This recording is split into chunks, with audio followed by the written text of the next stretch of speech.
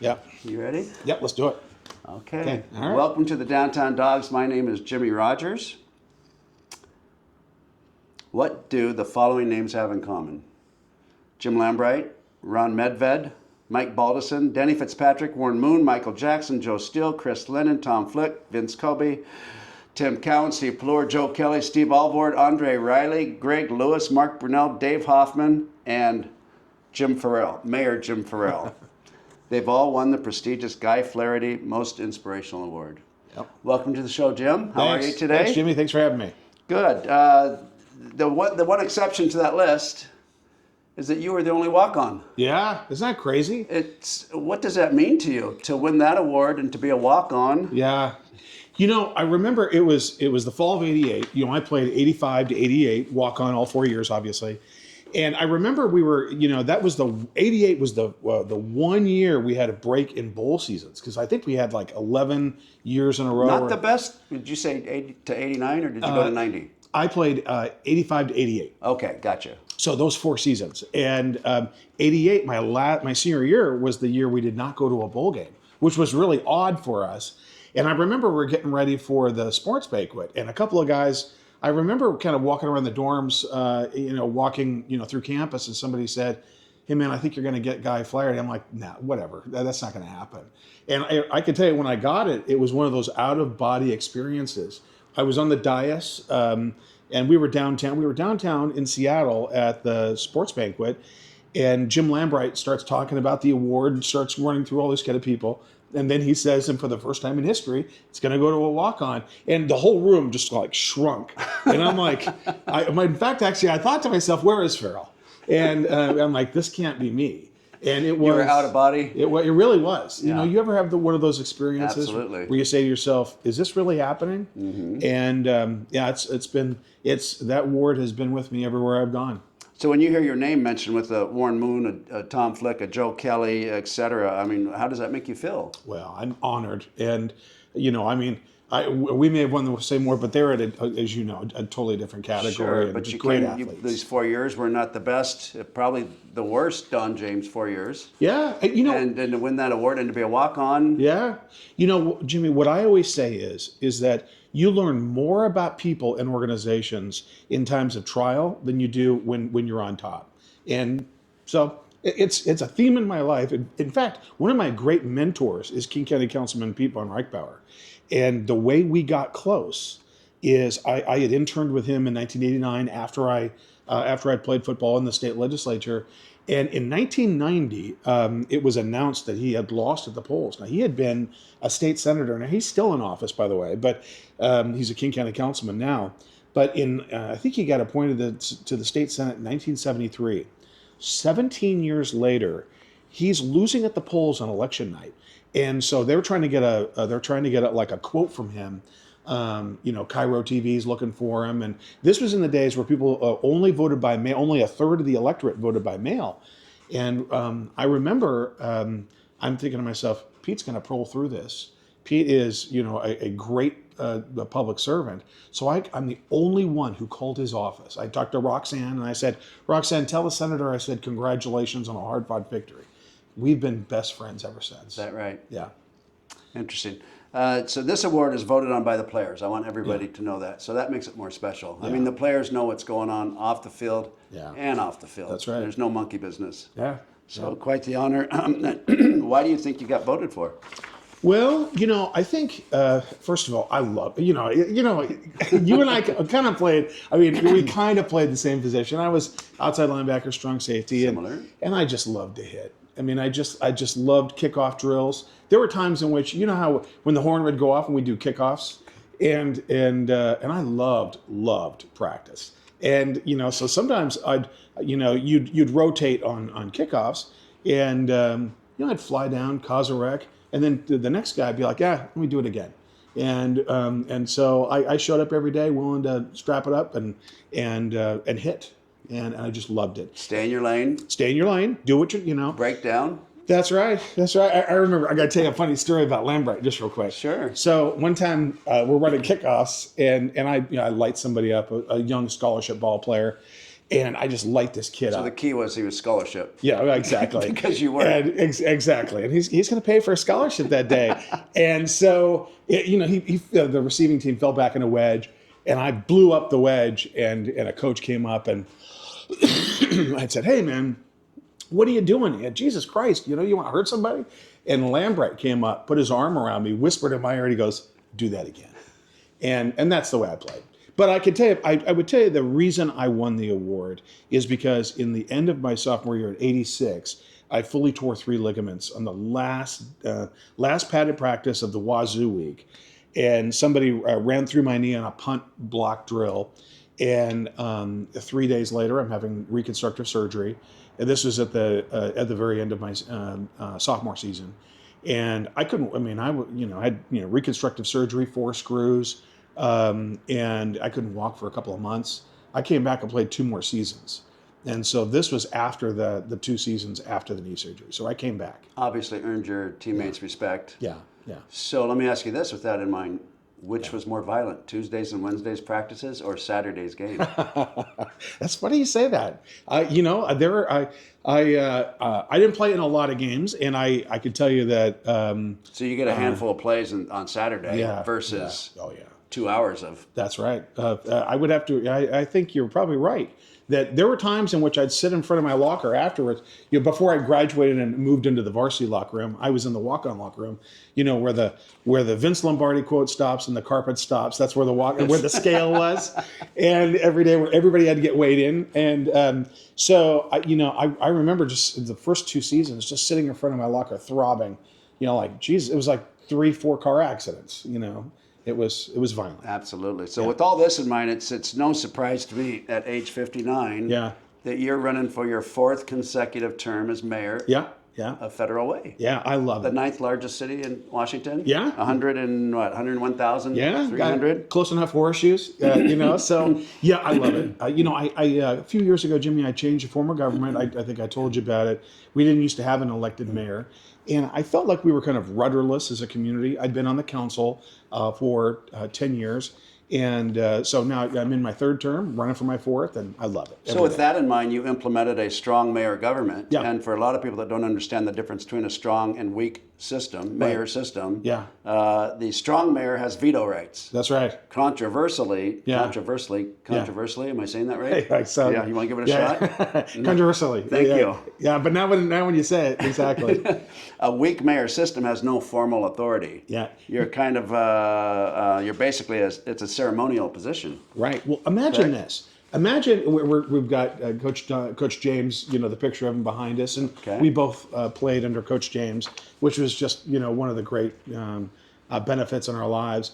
Imagine if there was no Coach James, and if it was just a committee of the offensive coordinator, defensive coordinator, and you remove Coach James from the equation.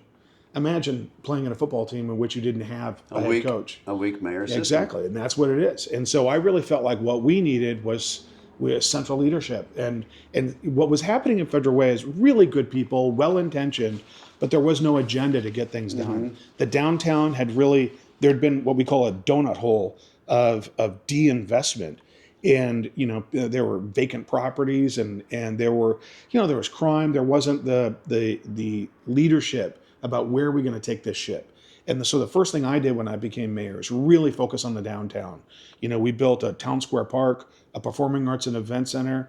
There's a 30-foot wall. Imagine this wall 3 times the size. And we punched a 300-foot gap in that hole and built these beautiful steps to tie the whole thing together. And then light rail is going to come in. And so we're creating this sense of center. And none of that. There was never any ability to really be a catalyst for that kind of change. So it sounds like your inspiration was just to be able to get stuff done. Yeah, exactly. Right? Yep. We were in what I call stasis. Stasis? Yeah. It was. We were just in a situation in which we had people working for us. We had, they were doing their jobs, but there was no clear goal. And what we all know from, I've got the Thursday Speeches book. Pete Torme. Yeah, and Chris that book's becoming more prominent. I love the more that time book. goes by. I sometimes during the day I've got it on the between the 2 chairs across my desk. That book sits, and every once in a while I'll go, open up a chapter. But one of the things Coach James did right when he got here and said, we're going to win a Rose Bowl, we're going to win a national championship. And he had a goal. And Yes, he did. he was not going to be And deterred. he knew when it was his time to take over. Yeah. He had had enough experience. He Yeah. had been with Bo and with the other Yeah. Woody Hayes. That's right. That's I right. always think of that left hook that Woody threw. Yeah, Whenever- against Clemson. You remember it? Well, yeah, I saw it happen on, I think it was a bowl game or something. Didn't you work in the White House for a while? I did. Can you tell us about that? The summer of 1992. Jimmy, most good things happen in life by complete accident. I was in law school. I met a guy. Gonzaga? I was at Gonzaga. I got involved in the National Bar, the American Bar Association. I went to Atlanta and to run for national office with the American Bar Association Law Student Division. And I met a really funny guy who reminded me of my dad, and we had a great time that week in Atlanta. And at some point, he had a real thick Southern accent like my dad did. And at some point, he told me he went to LSU, and we talked about LSU football. And then he told me that he had done an internship in the White House. And I'm like, well, and then he said I got the job because of a tie-dye T-shirt. He had this really cool tie-dye T-shirt. I was a conservative young kid, and it had a peace symbol on it, Mississippi College of Law. And so when I got back to Spokane after the convention, I called him up and I'm like, hey, David, are you going to send that T-shirt? I really want one. People will think it's a hoot. And he goes, in his thick accent, he goes, I'm sorry, Jim. I'm a little busy this week. I'm off to see the president this week. But when I get back, and there's a long pause, I'm like, the president of what? And he goes, he told me that when George Bush was the vice president, the first Bush, that he had worked in the vice presidential office. And then he said the following words. I swear to God, this is how I got the job. He goes, you wouldn't want to work there now, would you? And 6 months later, that's how it happened. In the White House? Yeah, in the White House. I worked for the vice president, in the legal counsel of the vice president. And remember how you had, what I said about sometimes you have these surreal moments where you're like, I can't believe this is happening. It happened again? It happened again. And I was there on the day of the Murphy Brown speech for Vice President Quayle. And I was on the South Lawn when the president of Russia, Yeltsin, was there. And it was, what it really drove home is how close our government really is to us. You just don't realize it. And how, especially at that level, how young the people are that are running the government. And so I was in the old executive office building right next to the White House. It's part of the White House compound. And I was on the second floor. And when I walked in every day. What year was this again, Jim? This is the summer of 92. Okay. So May to August in 92. And, so I was in the ceremonial office of the vice president, and I worked with the legal counsel, and every day when I walked in, there was like a security thing that you had to go through, but every day you had to punch in your key code to get in. Okay. But it wasn't just a matter of punching in your key code. You hit a randomized button, and it would scramble the number so the person behind you couldn't see it. And so the Secret Service came in on the hour to take away our garbage. And I was this close to the vice president every day. It was fascinating. And it was unpaid. It was 4 months. Okay. And Did you live close by? I did. I lived, I would take the metro in every day. And one of the things I did was I typed up, when the vice president was going to a convention or a meeting, this was when we still had 3x5 cards. My job was to type up the cards, Mr. Vice President, right. The person on your right is so-and-so, the person on your left is so-and-so. And told, and I said. What a nice skill set to have for modern times. And then I gave him some talking points. I had to work with the Secret Service, and then I would ride with him in the limousine to say, okay, now, Mr. Vice President, don't forget, boom, boom, boom. It was really cool. You grew up in Federal Way. Your father died at the age of 9. You were 9 years old. I was 9, excuse me. And he was 44. He was 44, so fairly young. He was an Yeah. executive for the Bon Marché downtown Seattle. Is that correct? Yeah. Okay, and what did he die of, if you don't mind me? Heart attack. Yeah. Did have one, okay. He actually we had been all over the country for his retail. He'd started at Goldsmiths in Memphis, and then What was his Rhodes. position? General manager. Okay. And so then, he got the Tacoma Mall store, the Bon, This was for people. Well, most people know that the Bond is now the Macy's, and then they gave him Tacoma, and then they gave him South Center, and so he was at the South Center. He was the vice president of the company, and also the general manager.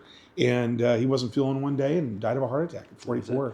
So is it safe to say that your football or your baseball coaches were your father figures growing up? Yeah, absolutely. In fact, the last time I saw my father was at a Husky football game. He took me to the Navy game in 1975. 75 Navy. Yeah, and I looked that up in the because Coach James had just started, and I looked that up in the speeches. And when Coach James passed, and we were all in the tunnel before we came on the field in 2013. I was actually standing next to and talking with some of the guys that were on the field in the Navy game in 75. It was crazy. It was the last time I had ever been with my dad. Yeah. Interesting. Third baseman? Yeah. How'd I guess? Yeah, exactly. Our Ron Say prototype. What did your mother do? My mom actually really, she ended up working for Boeing for a number of years, and then worked for the Homeowners Association in Twin Lakes. Okay. And she was just really I wouldn't be where I'm at right now if it hadn't been for my mom. I have an identical twin brother. I was going to say, your identical twin brother who's in Louisiana, I believe. Yeah. Did you two ever play any pranks in junior high or high school? All the time? All the time. Can you speak to them, or is that something no, absolutely. for your next election? Well, when he failed the Spanish test for me, that's when we stopped doing that. Okay. We did the switch on a wrong day. Didn't pay off. Oh, exactly. And I got to tell you, it was, we both went to the U as well. High school, we did it periodically, but in college, I would show up. He was in a fraternity. I was in the dorms because I was playing football. And every once in a while, if I got hungry or whatever, or if I just, wanted to go over, I'd show up at his fraternity. And those guys didn't know. And so I'd show up, go to the refrigerator and go to his room and wait for and kind of prank him. Right. And but the hard part sometimes was walking around campus. And, I'd get the weirdest look from people, because I don't know. And people think I'm them. Right. And then one time, I remember Daryl Franklin. I do. A great guy. Yeah. And so I was a freshman, and I'm, we're all getting taped before practice, and I'm getting my ankles taped. And Franklin looks at me, Daryl looks at me while we're getting ready, and I didn't really know him. And he goes, "Man, I saw you today on campus." I'm like, "Yeah?" And he goes, "No, man, I saw you today." And I'm like, "Oh, that's my twin brother." Not me. And he goes, "Yeah, right." And I'm like, "No, Daryl, seriously." So I had to bring Jeff down, my twin brother Jeff. I had to bring him down to the locker room and show Daryl. Yeah. So at Yelm High School, Yep. You went to the University of Washington, a walk-on. Did you have other offers to get scholarships or partial scholarships? Oh yeah. Absolutely. Linfield. I'm teasing. I did. Linfield, Right. UPS, PLU. Division III. The Whittier Poets. The Whittier Poets. Yeah, Okay. Whittier is where Richard Nixon went to undergraduate. Before he. Where's Whittier? Southern California. Southern California. Okay. And so I throw that out there because Richard Nixon was a walk-on for the Whittier Poets. So there were a few schools. What position did he play? Yeah, I got left out. Yeah.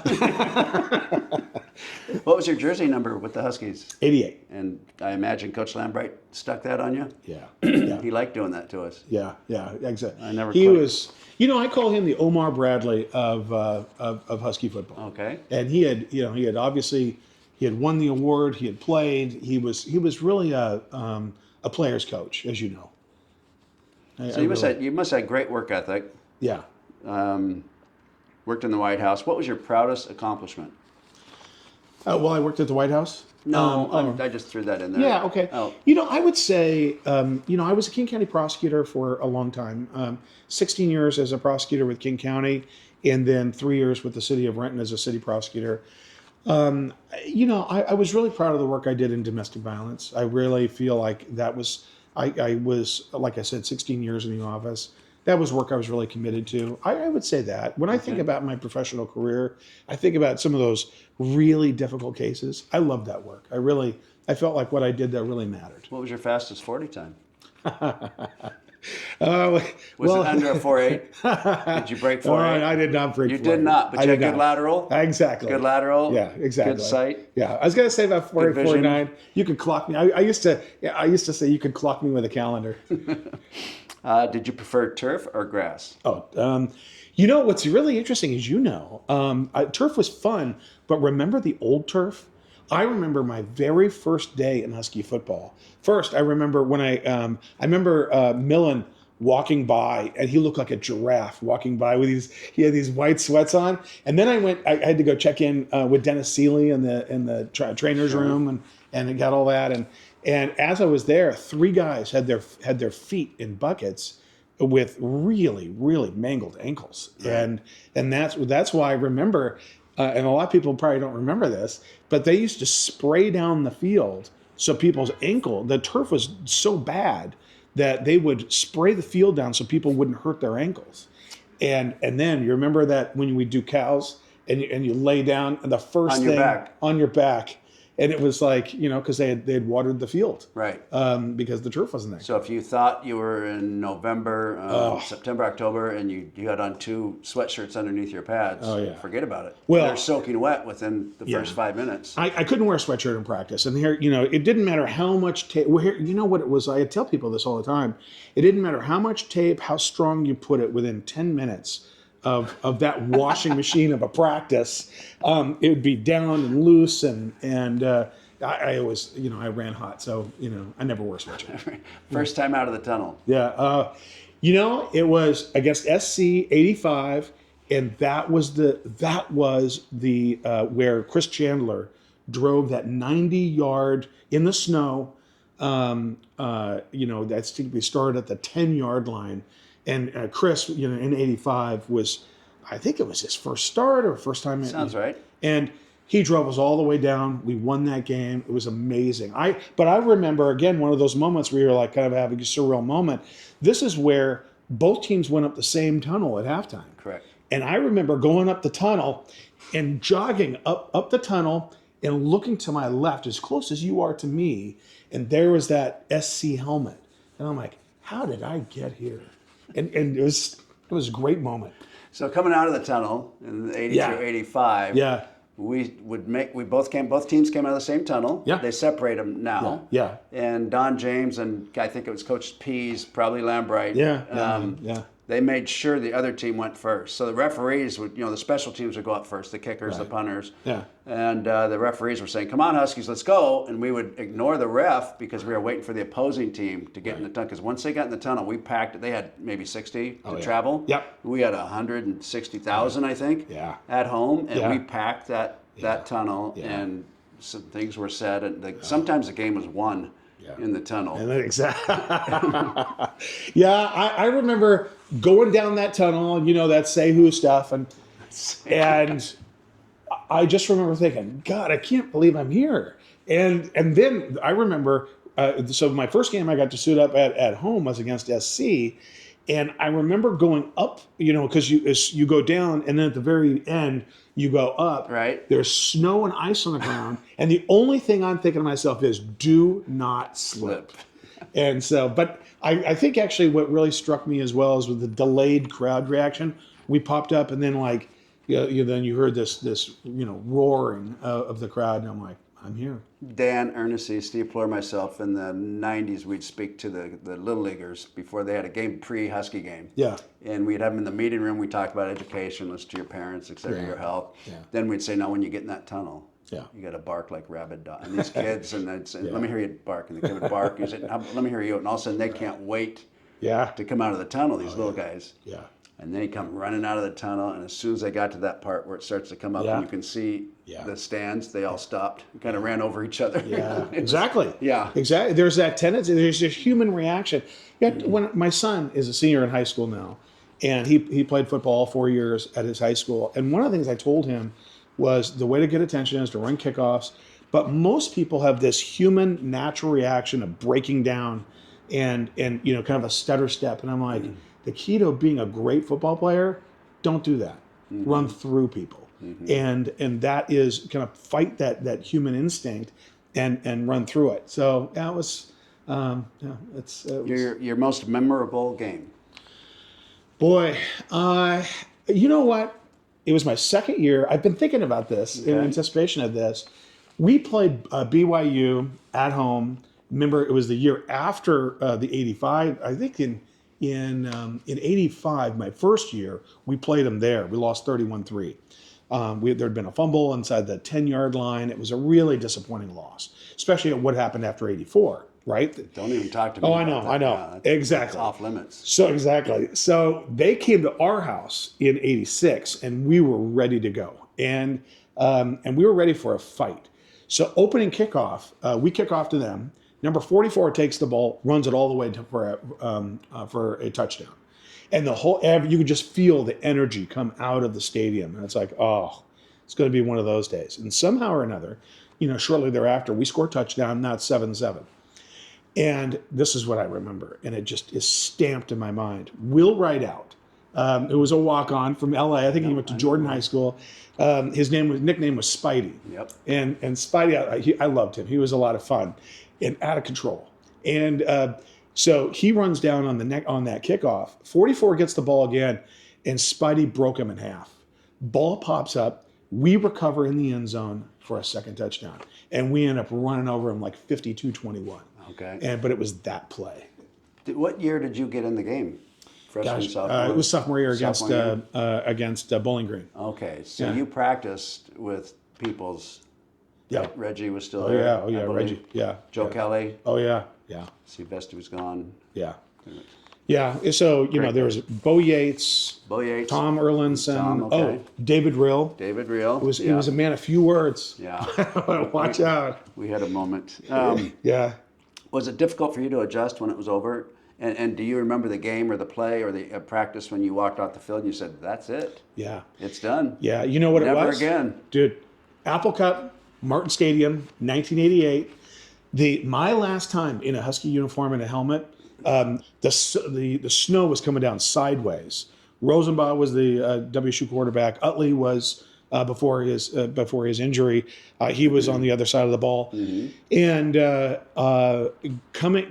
watching the goalpost fall in Martin Stadium, and then we kind of gathered around DJ as we walked off the field, and they had like an aluminum tunnel. And as soon as I hit that aluminum tunnel and I turned around and I saw the goalpost come down, that was my last moment.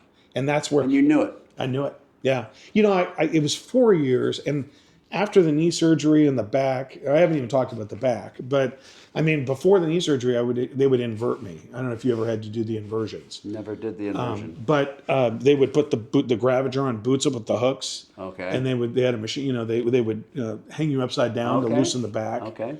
And that was Sounds Neanderthal.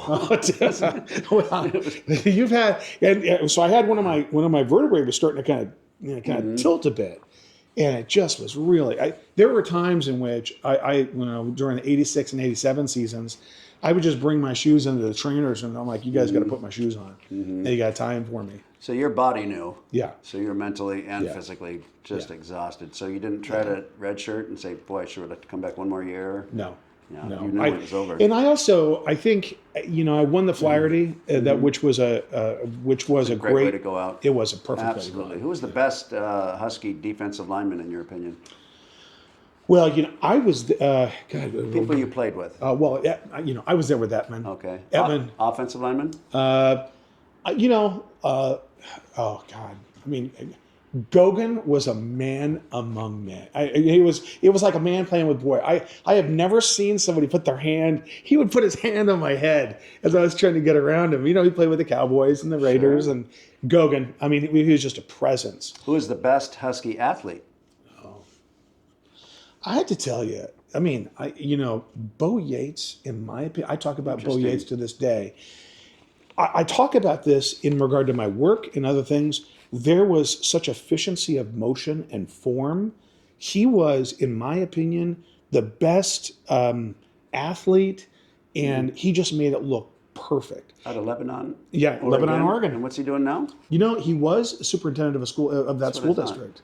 But just in regard to just overall skill and pursuit on the ball and smarts, I really wanted to. We would always tease him because he had these small feet, and but he was this huge guy, and he had but I can tell you, he really delivered a blow, and it was like he used his legs. It was perfect form. I've never seen anything like it.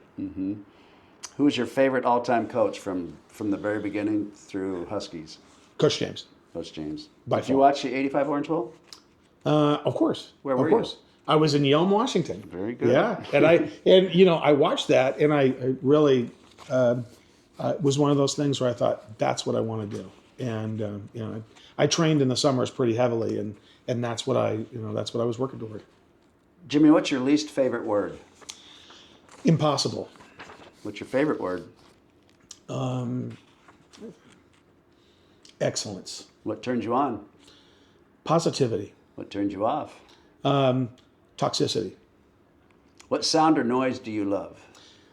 I've thought about this. We go to the Oregon coast all the time. The sound of the ocean and seagulls. What sound or noise do you dislike? Cars honking. What profession other than yours would you like to attempt? Well, being a college professor.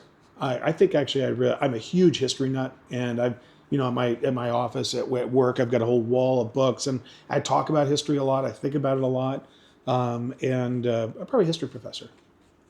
If heaven exists, what would you like to hear God say at the pearly gates? Hello, dog fans. What a great note to end on. Jimmy, thank you so much for being on the show. Thank you, Jimmy. When's the vote? November 4th. November. So get out and vote for Mayor Jim Ferrell. 4th time. Yeah. That's impressive. 4 times a charm. Fantastic. Yeah. Thanks again, Jimmy. Thanks, Jimmy. Awesome.